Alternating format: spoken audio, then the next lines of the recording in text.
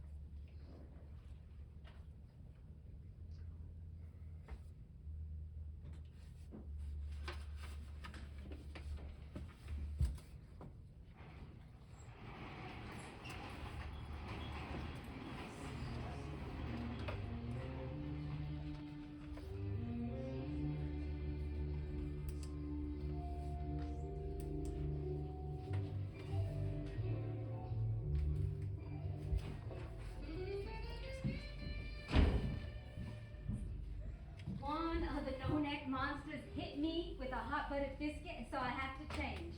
What'd you say, Maggie? Wanted on so loud I couldn't hear you. Well, I just remarked that one of the no-neck monsters messed up my lovely lace dress, so I have to change. Why'd you call a group of kitties no-neck monsters? Because they have no necks. Isn't that a good enough reason? Or don't they have any necks? None visible. Their fat little heads all set on their fat little bodies without a bit of connection.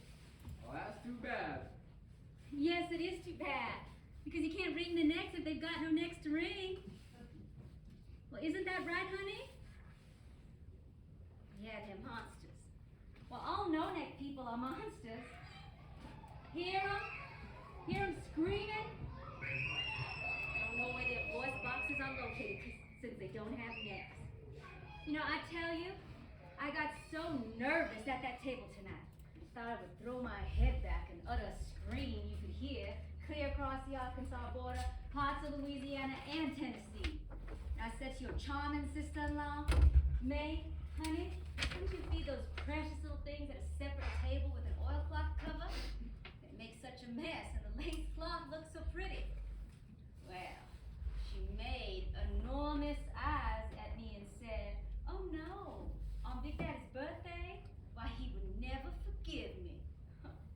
I want you to know, Big Daddy hadn't been at that table but 2 minutes with those 5 no-neck monsters slobbering and drooling over their food before he threw down his fork and shouted, for God's sakes, Gooper, why don't you put them pigs in a trough in the kitchen? I swear I could have died. You know, they brought the whole bunch of them down here like animals to display at a country fair. There are 5 of them already. Number 6 is coming. Why, they have those children doing tricks all the time.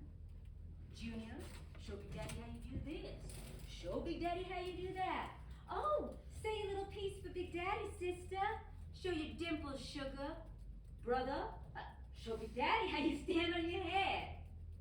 It goes on all the time. Along with constant little remarks and innuendos about the fact that you and I don't have any children, are totally childless, and therefore totally useless. Of course, it's comical. It's also disgusting. It's so obvious what they're up to. Yeah, what are they up to, Maggie? Why, you know what they're up to. No, I don't know what they're up to. Well, I'll tell you what they're up to, boy mine. They're up to cutting you out of your father's estate.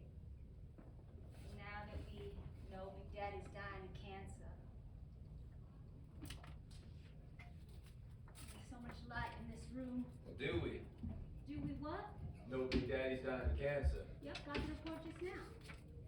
Oh. Got the report today. Well, it didn't surprise me, baby. I recognized the symptoms soon as we got here last spring. I'm willing to bet you that Brother Man and his wife were pretty sure of it too. That more than likely explains why their usual summer migration to the coolness of the Great Smokies was tasked up this summer in favor of hustling down here every whip stitch with their whole screaming tribe. And why so many allusions have been made to Rainbow Hill lately? Well, you know what Rainbow Hill is. No? The place that's famous for treating alcoholics and dope fiends in the movies? Well, I'm not in the movies. No. And you don't take dope. Otherwise, you're a perfect candidate for Rainbow Hill, baby. And that's just where they aim to ship you. Over my dead body. Yeah, over my dead body, they'll ship you there. Nothing would please them better. Then Brother Man could get a hold of the purse strings and dole out remittances to us. Maybe get power of attorney and sign our checks. Cut off our credit wherever and whenever he wanted. Son of a bitch. Well, how'd you like that, baby? Well, you've been doing just about everything in your power to bring it about. Yeah. You've been doing just about everything you can think of to aid and abet them in this scheme of theirs. Quitting work and devoting yourself to the occupation of drinking. Breaking your ankle last night on the high school athletic field, doing what? Jumping hurdles? Huh? At 2 or 3 in the morning? Just fantastic. Got in the paper. Clarksdale Register carried a nice little item about it. Human interest story about a well-known former athlete staging a one-man track meet on the glorious high school athletic field, but was slightly out of condition and didn't clear the first hurdle. Of course, Brother Man claims he exercised his influence to keep it from going out over the AP or UP or every goddamn P. You know, but Rick, well, you still have one big advantage. Did you say something, Maggie? Big Daddy dotes on you, honey. He can't stand Brother Man. Brother Man's wife, that monster of fertility May. Know how I know? By slight little expressions that flicker across his face whenever that woman is going forth on one of her choice topics, such as how she refused twilight sleep when the twins were delivered because she thinks motherhood's an experience that a woman ought to experience fully in order to fully appreciate the wonder and beauty of it. And how she made Brother Man come in and stand beside her in the delivery room so he wouldn't miss out on the wonder and beauty of it either. Producing those no-neck monsters. You know, Big Daddy shares my attitude towards those two. And as for me, well, I give him a laugh now and then, and, you know, he tolerates me. In fact, you know, I sometimes suspect that Big Daddy harbors a little unconscious lech for me. What makes you think Big Daddy's got a lech for you, Maggie? The way his eyes always drop down my body when I'm talking to him. Drops his eyes to my boobs and licks his old chops. That kind of talk is disgusting. Did anyone ever tell you you're an ass-aching Puritan, Brick? I think it's mighty fine that that old fellow on the doorstep of death still takes in my shape with what I think is deserved appreciation. And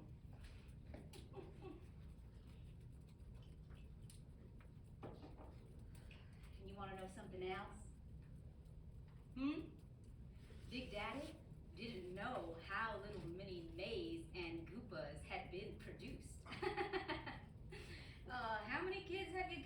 He said tonight at the table, just as Brother Man and his wife were new acquaintances to him. Of course, Big Mama said he was joking. But that old boy wasn't joking, Lord no. And when they informed him that they had 5 already and were turning out number 6, why the news seemed to come as some sort of unpleasant surprise to her. Scream, monsters!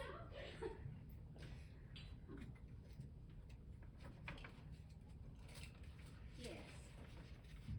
You should have been at that supper table, baby.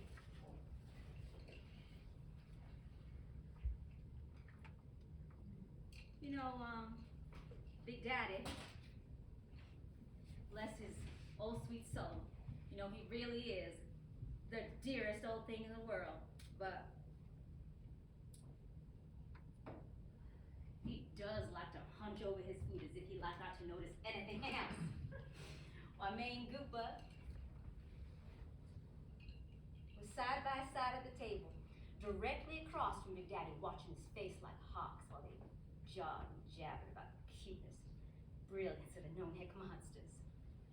And the no-neck monsters were ranged around the table, some in high chairs and some on the books of knowledge, all in fancy little paper caps in honor of Big Daddy's birthday. And all through dinner, well, I want you to know that Brother Man and his partner never once, for one moment, stopped exchanging pokes and pinches, kicks and signs and signals. Why, they were like a couple of card sharps fleecing a sucker. Even Big Mama, bless her old sweet soul, you know, she isn't the quickest and brightest thing in the world. Well, she finally noticed at last and said to Goopa, Goopa, what are you and May making all these signs at each other about? I swear to God, I almost choked on my chicken. And you know, your brother Goopa still cherishes the illusion that he took a giant step up the social ladder, married Miss May Flynn of Memphis Flynn's. But I have a piece of Spanish news for Goopa. The Flynns never had a thing in this world but money. And they lost that. They were nothing at all but fairly successful climbers. Of course, May made her debut in Memphis 8 years before I made mine in Nashville. But I had friends that wore Belmont. Used to come up from Memphis. They used to come see me, and I used to go see them on Christmas and spring vacations. And so I know who rates and who doesn't rate in Memphis society. You know, Papa Flynn barely escaped doing time in the federal pen. Shady manipulations of the stock market when his chain stores crashed. And as for May, being a cotton carnival queen, as they remind us so often, lest we forget, well, that's one honor I don't envy her for. Sit on a brass throne on a tacky float, trotting down Main Street, smiling and bowing, throwing kisses, all the trash in the street.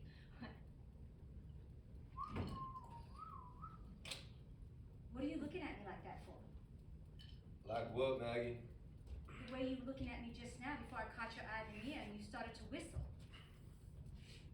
Well, I don't know how to describe it, but it froze my blood, and I've caught you looking at me like that so often lately. What are you thinking about when you're looking at me like that? I wasn't conscious of looking at you, Maggie.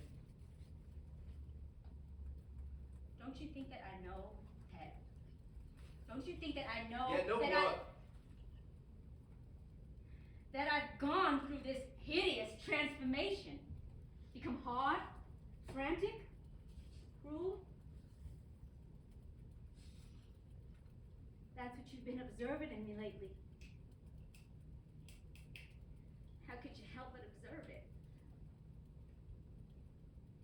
That's all right. I'm not thin-skinned anymore. Can't afford to be thin-skinned anymore. But Rick, Did you say something? well, I was gonna say something, but I get lonely. Very. Hey, everybody gets that. Living with someone you love can be lonelier than living entirely alone if the one you love doesn't love you. Would you like to live alone, Maggie? No.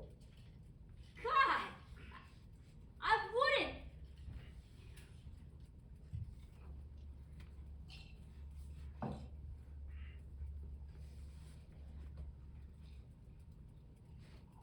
But did you have a nice shower? Uh-huh. Was water cool? Nope. But it made you feel fresh, huh? Fresher. I know something that would make you feel much fresher. What? An alcohol rub. A cologne. A rub with cologne. Yeah, that's good after a workout, Maggie, but I haven't been working out.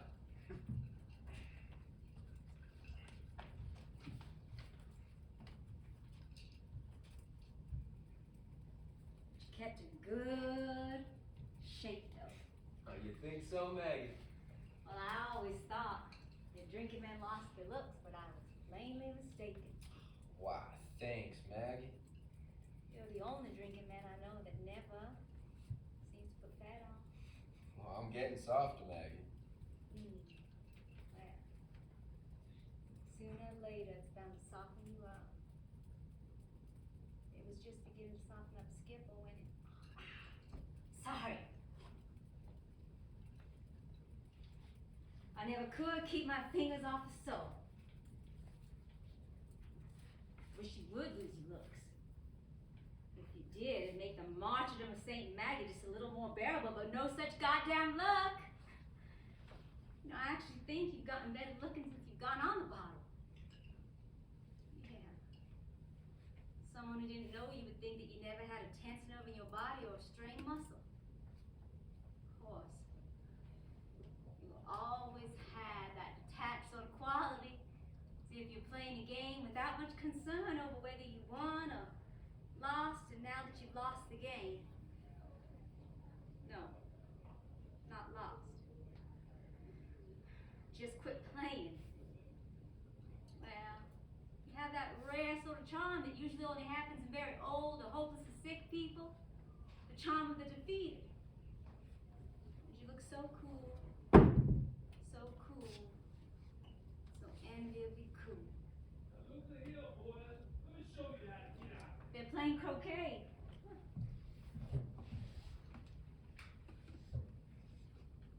And the moon has appeared and it's white. Just begin to turn a little bit yellow.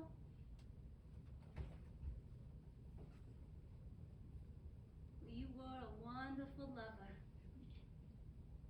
Such a wonderful person to go to bed with. And I think it's because you were really indifferent to it. Isn't that right? Never had any anxiety about it. Did it naturally, easily, slowly. Absolute confidence and perfect calm.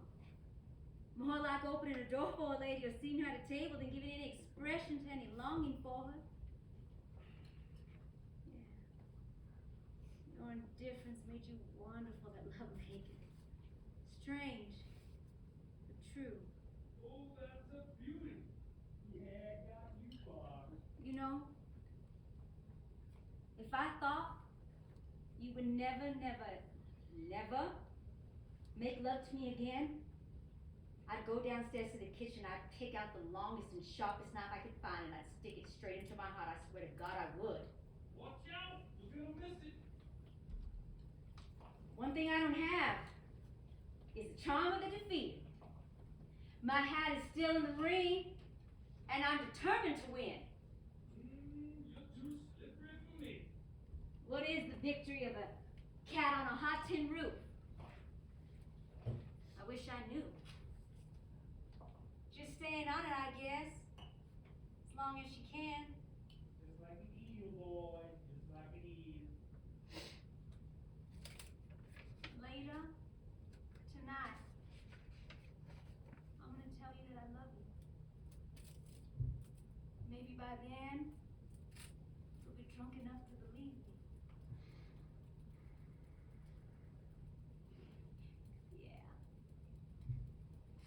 playing croquet. Big Daddy is dying of cancer.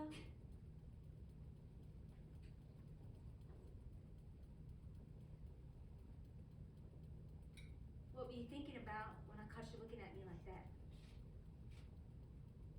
Were you thinking about Skipper? Oh. Excuse me.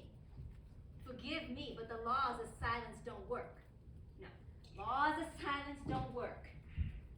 Laws of silence don't work. When something is festering in your mind or imagination, laws of silence don't work. It's just like closing a door on a house on fire in hopes of forgetting that the house is burning. But not facing a fire doesn't put it out. Silence about a thing only magnifies it, while it grows and festers in silence. Becomes malignant.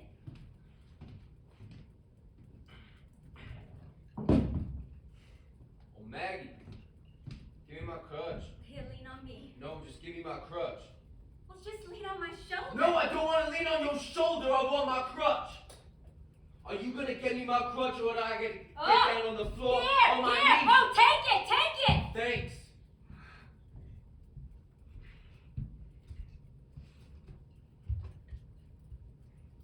Well, we mustn't scream at each other. The walls in this house have ears.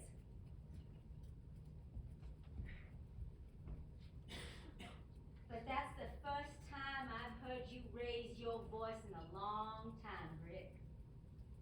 A crack in the wall of defenses? Well, I think that's a good sign.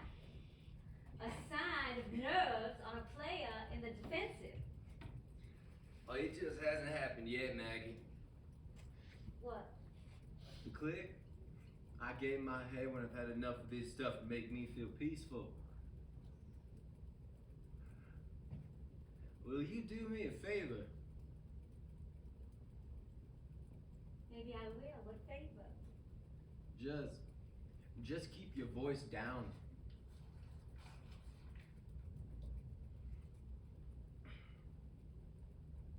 I'll do you that favor. I'll speak in a whisper, if not shut up completely. If you will do me a favor and make that drink your last one till after the party.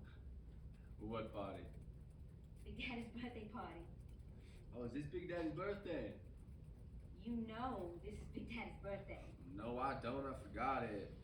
Well, I remembered it for you. Good for you, Maggie. You just have to scribble a few lines on his card. You scribble something, Maggie. Well, it's got to be your handwriting. It's your present. I've given him my present already, so it's got to be your handwriting. I didn't get him a present. Well, I got one for you. All right then, you write the card. And have him know you didn't remember his birthday? I didn't remember his birthday. Well, you don't have to prove that you didn't. Yeah, I don't want to fool him about it. Just write love, Brick, for No! birthday. You've got to. I don't have to do anything I don't want to do. You keep forgetting the conditions in which I agreed to stay on living with you. I'm not living with you. We occupy the same cage. You've got to remember the conditions agreed on. Well, they're impossible conditions. All right, then why don't you? I don't have to do anything. Well, is somebody there? Someone at the door? May I enter a moment? Oh, you. Sure, come in, May. Is this yours, Brick? Why, sister woman, that's my Diana trophy. Won it at the intercollegiate archery contest on the Ole Miss campus. It's a mighty dangerous thing to leave around a house full of normal red-blooded children attracted to weapons. Normal, red-blooded children attracted to weapons ought to be taught to keep their hands off things that don't belong to them. Oh, Maggie, honey, if you had children of your own, you know how funny that is. Would you please lock this up and put the key out of reach? Sister woman, no one is plotting the destruction of your kitties. Brick and I still have our special archer's license. And and we're going deer hunting on Moon Lake soon as the season starts. I love to run with dogs through chilly woods, run, and leap over How's your struggles. ankle, Brick? Well, doesn't hurt, just itches. Brick, oh my Brick, you should have been downstairs after supper. Kitty's put on a show. Polly played the piano, Buster and Sonny the drums, and then they turned out the lights and Dixie and Trixie performed a toe dance in fan costume with sparklers. Big Daddy just beamed. He just beamed. Oh, I bet. Breaks my heart that we missed it. But sister woman, why don't you give dogs names to all your kiddies for? Dogs' names? Dixie, Trixie, Sonny, Buster, Polly. Sounds like 4 dogs and a parrot. Why are you so catty, Maggie? 'Cause I'm a cat. But why can't you take a joke, sister woman, huh? Nothing pleases me more than a joke that's funny. Besides, you know the real names of our kitties. Buster's name is Robert. Sonny's name is Sandra. Trixie's name is Marlene. And Dixie's name is... Hey, hey, sister woman, intermission's over. Intermission's over. See you later.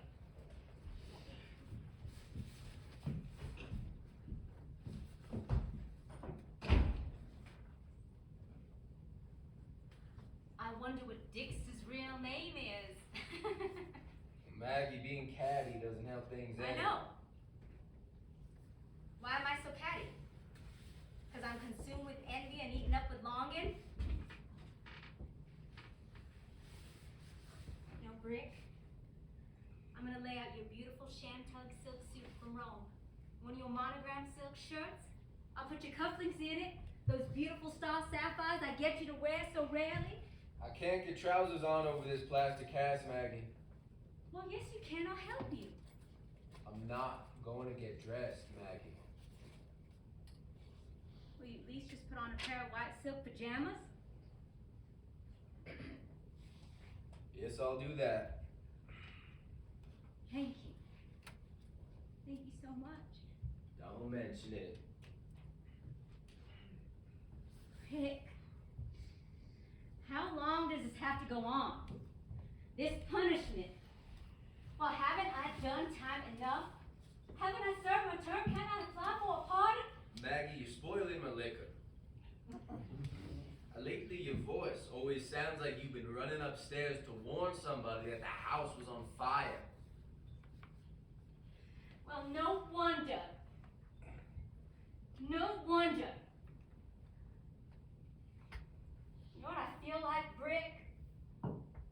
I feel all the time like a cat on a hot tin roof. Oh, then jump off the roof, jump off it. Cats can land their 4 feet uninjured. Oh, yes.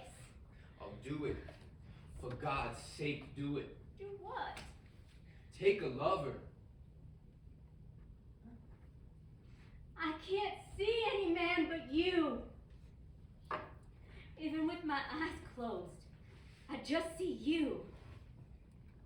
Why can't you get ugly, Brick? Why can't you please get fat or ugly or something so I can stand it? The concert's still going on. Well, bravo, Ronettes, bravo!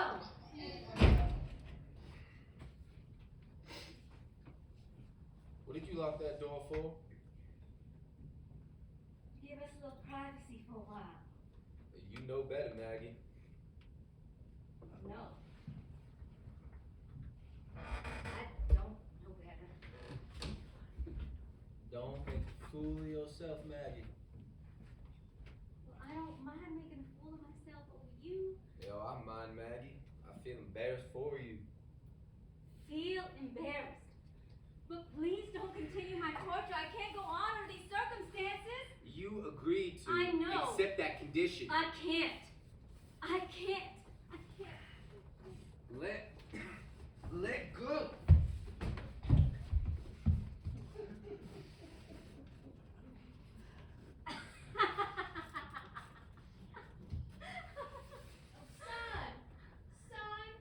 Son! Oh, what is it, Big Mama? Oh, son, we got the most wonderful news about Big Daddy, and I had to just rush right out here and tell you. What's this door being locked for?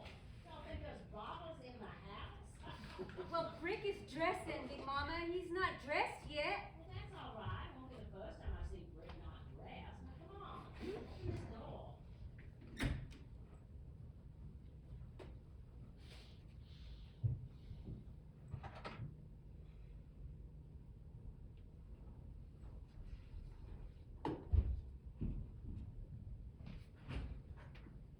Well, Big Mama? Big Mama? I'm here. I come through Goober and May's gallery door. Where's Brick? Brick? Oh, Brick, hurry on out here, son. I only have a second. I want to tell you about the big news about Big Daddy. Oh, I hate locked doors in the house. Yes, I noticed you do, Big Mama, but people have to have some moments of privacy, don't they? No, ma'am. Not in my house.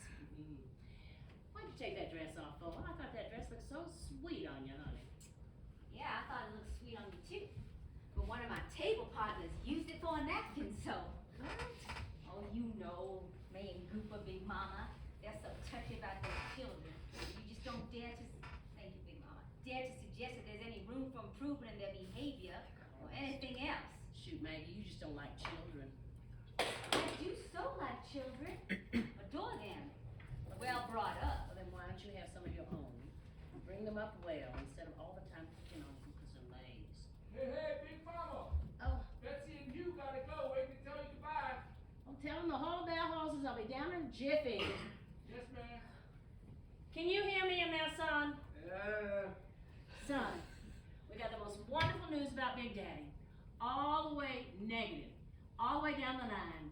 Nothing wrong with him but a little condition of a spastic colon. Can you hear me in there, son? He can hear you, Big Mama. Then why didn't he say something? God almighty, news like that would make me shout. It did. And it made me shout. I shouted and sobbed and fell right down on my knees. Took both doctors to pull me up on my feet. Big Daddy was furious at me. But ain't that wonderful news?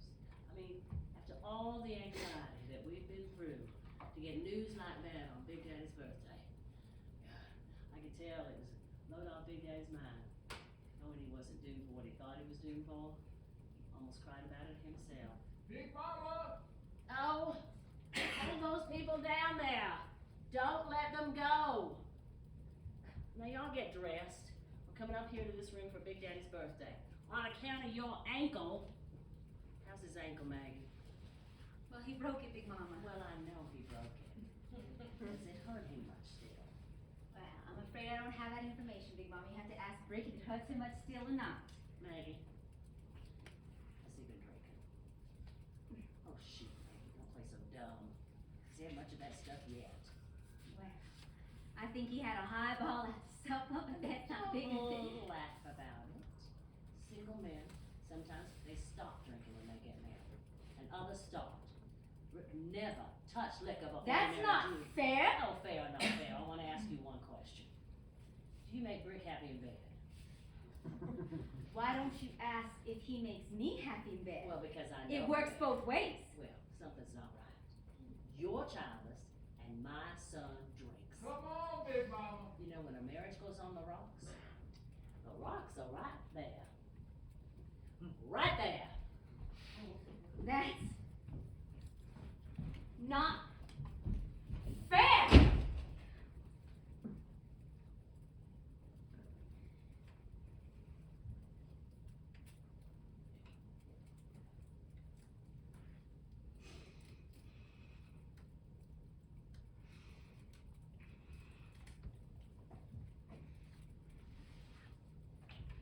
Well, who are you? Huh?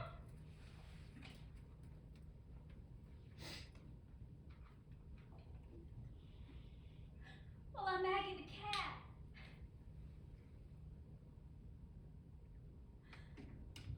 Has Big Mama gone? Yeah, she's gone.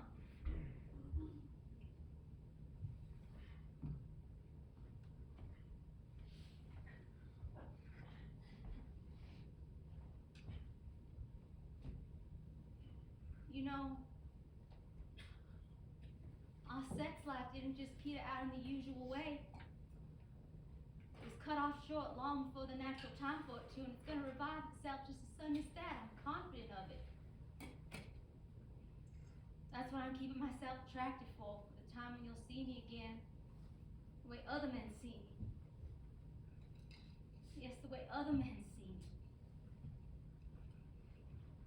Other men still see me, Brick, and they like what they see, Why, some of them... Well, look, Brick. Look how high my body stays on me. Nothing has fallen on me, not a fraction.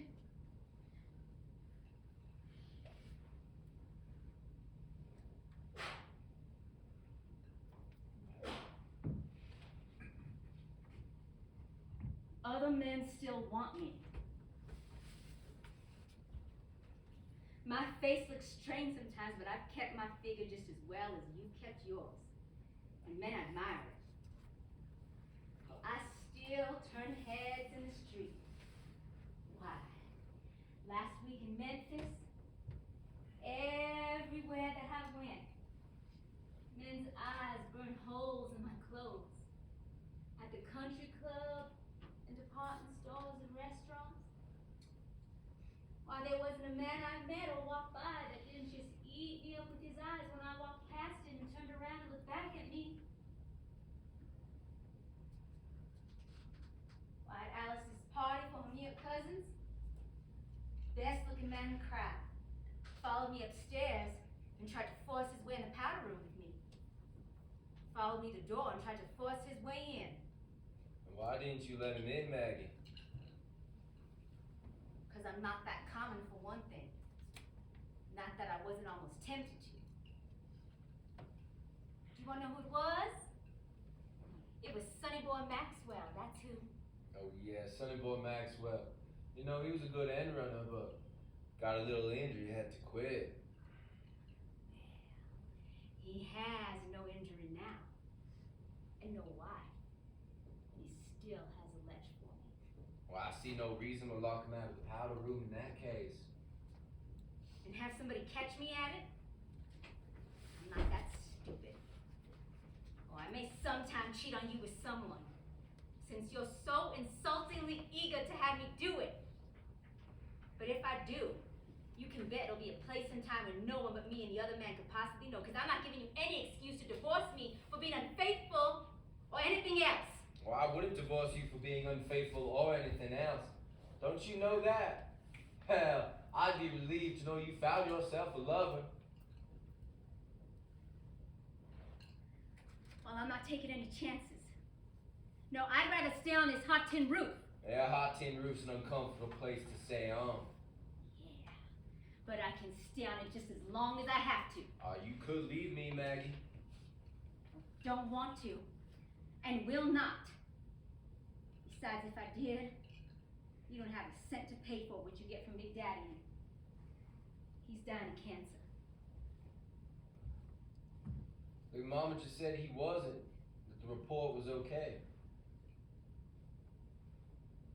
That's just what she thinks. Because she got the same story that they gave Big Daddy and was just as taken in by it as he was, poor old things. But tonight, they're gonna tell her the truth about it. When Big Daddy goes to bed, they're gonna tell her that he's dying of cancer. It's terminal and malignant. Does Big Daddy know it? Do they ever know it? Nobody says you're dying. You got to fool them. You got to fool themselves. Why? Why? Because human beings dream of life everlasting. That's the reason. But most of them want to hear on earth and not in heaven. Well, that's the way it is anyhow. Where did I put down my cigarette? Don't want to burn the home place down, not with May and Goopa and their 5 monsters in it. There. This is Big Daddy's last birthday. And May and Goopa, they know it. Oh, they know it all right. They got the first information from the Oshner Clinic, and so that's why they rushed down here with their 5 no-neck monsters. Because, well, do you know something? Big Daddy's made no will. Big Daddy's never made a will in his life. And so, this campaign is afoot to impress him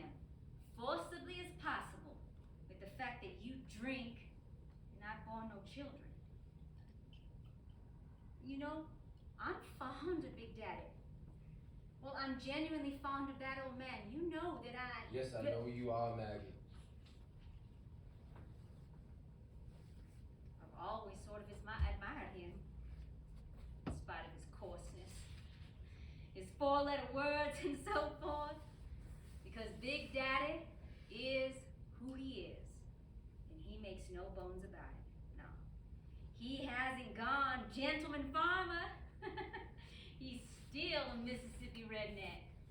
As much of a redneck as he must have been when he was just overseer here on the old Jack Straw and Pete O'Cello place. Yeah, but he took hold of it and built it into one of the finest and biggest plantations in the Delta. Yeah. I've always liked Big Daddy. This is Big Daddy's last birthday, and I'm sorry about it. But I'm facing the facts. It takes money to take care of a drinker, and that's the office I've been elected to lately. You don't have to take care of me, Maggie. Yes, I do. Two people in the same boat have got to take care of each other. At least you want money to buy more Echo Springs when this supply is exhausted, or will you be satisfied with the 10-cent beer? You know, May and Goopa are planning to freeze us out of Big Daddy's estate because you drink and I'm childless. But we can defeat that plan. We're going to defeat that plan. You know, I've been so disgustingly poor my whole life, and that's the truth, Brick. Well, I'm not saying it isn't. Always had to suck up to people I couldn't stand because they had money and I was poor as Job's turkey. And you don't know what that's like. Well, I'll tell you what it's like.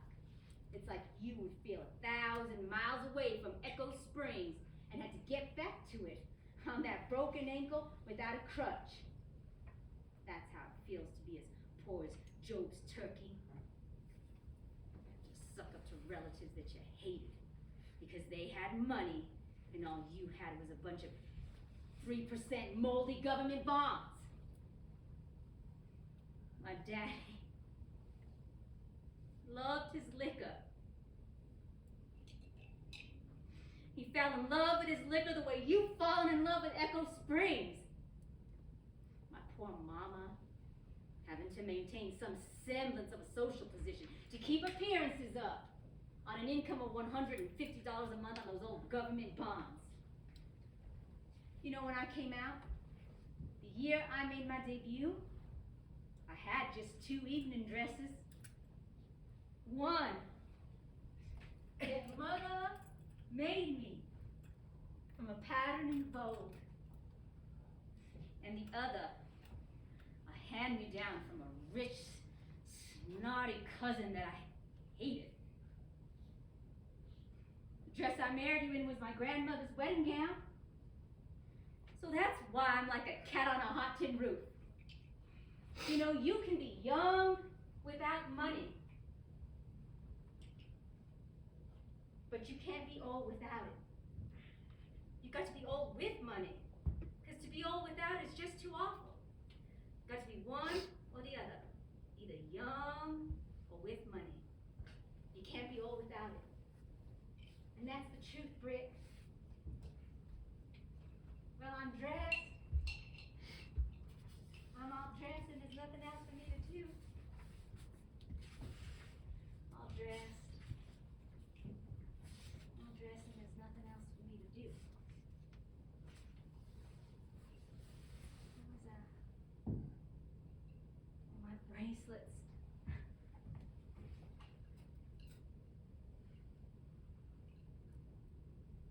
You know,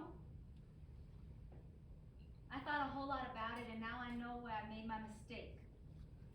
Yes, I made my mistake when I told you the truth about that thing with Skipper. Never should have confessed to the fatal error telling you about that thing with Skipper. Maggie, shut up about Skipper. I mean it. Maggie, shut up about Skipper. Well, you ought to understand that You Skipper don't and think I... I'm serious, Maggie.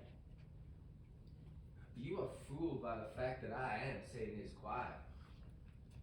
Look, Maggie, what you're doing is a dangerous thing to do. You're fooling around with something that nobody ought to fool with. This time, I'm gonna finish what I have to say to you. Skipper and I made love you could call it, because it made both of us feel a little bit closer to you. You see, you son of a bitch, you asked too goddamn much of people. Of me, of him, of all the poor unlucky sons of bitches that happened to love you, and there was a whole pack of them besides Skipper and me. And you asked too goddamn much of people. You superior creature, you godlike being. And so we made love to each other, dream it was you. Both of us. And what's so bad about it? Well, I like to think that I should have told you. Oh, it was Skipper that told me about it, not you, Maggie. No, I told you. Yeah, after he told me. Well, what does it matter who Oh, told little you? girl! Hey, little girl! Tell folks to come up, bring everybody upstairs. I can't stop myself. I'd go on saying this in front of them all if I had to. Oh, go on, will you? Do what I say, call them. Because it's got to be told. And you never let me.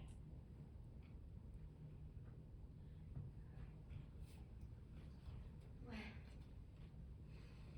it was like one of those beautiful ideal things that they tell about in the Greek legends.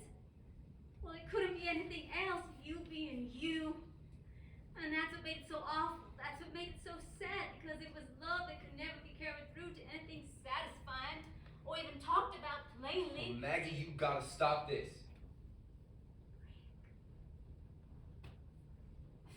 I do understand all about it. I think it was noble. Can't you tell I'm sincere when I say I respect it? My only point, the only point I'm trying to make is that life has got to be allowed to continue even after the dream of life is all over. Well, I remember when we double dated in college, Gladys Fitzgerald and I, and you and Skipper. It was more like a date between you and Skipper. Gladys and I were just sort of tagging along as if it was necessary to Oh, chaperone you. Maggie, you want me to hit you with this crutch? Don't you know I could kill you with this crutch?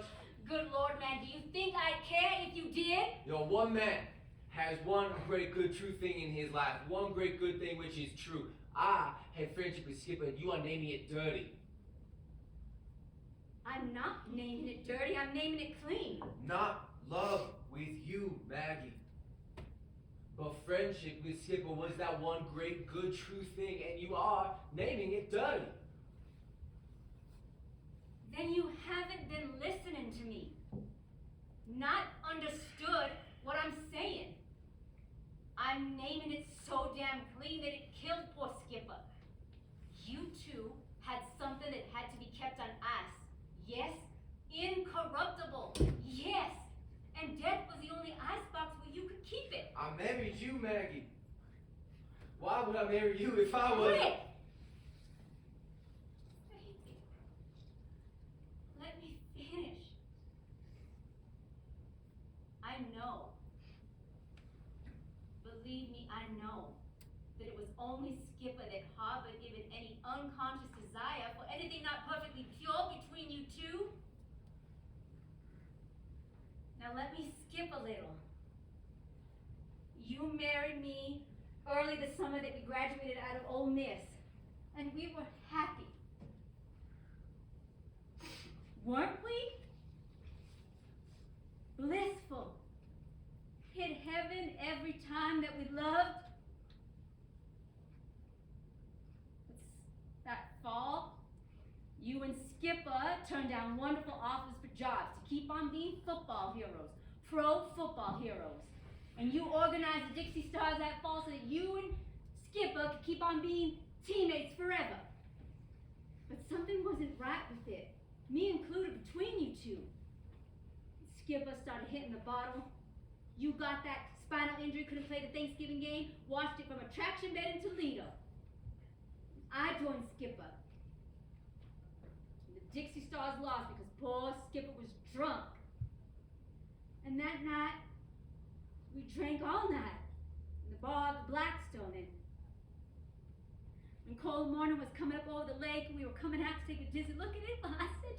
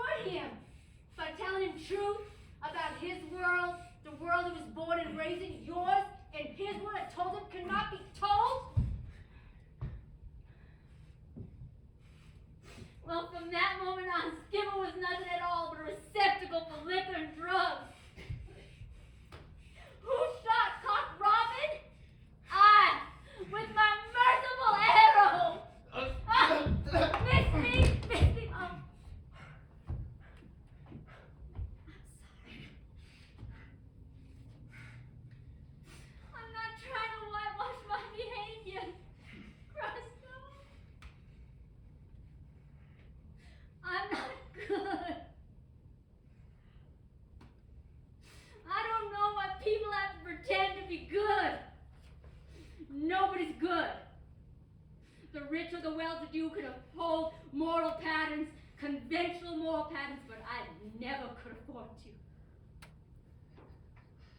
But I'm honest. Give me that, won't you, please? Born poor, raised poor. Expect to die poor unless I can manage to get something out of what Big Daddy leaves when he dies of cancer. But Skipper is dead. Maggie the cat is alive. I'm alive. I'm alive. I'm alive. Little girl, your mother or someone ought to teach you to knock before you come into a room, or otherwise people might think you lack good breeding. What's Uncle Rick doing on the floor? I tried to kill your Aunt Maggie, but I failed and I fell. Little girl, hand me over my crutch so I can get up. Get it yourself, Uncle Rick. Yeah. Pick up your crutch. You know, your uncle's a cripple, honey. Broke his ankle last night jumping hurdles on a half-cut here. Why were you jumping hurdles, Uncle Rick? Because I used to jump then, and people like to do what they used to do, even when they stopped being able to do it. Yes. That's your answer. Now go away, little girl. Just jump. You just jump, but you can't have a baby.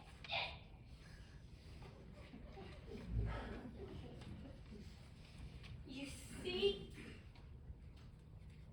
They make fun of us being childless even in front of their five no-neck little monsters. Everybody was going up to Rick's room for the party. Rick. Well, I've been to a doctor in Memphis, a gynecologist, and well, I've been thoroughly examined, and there's no reason why we can't have a child whenever we want one. And this is my time by the calendar to conceive. Are you listening to me? What? Are you listening to me? Yes, I hear you, Maggie.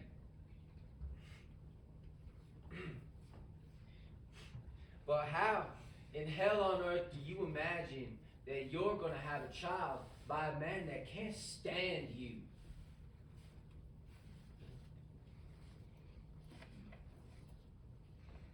That's a problem I'll just have to work out.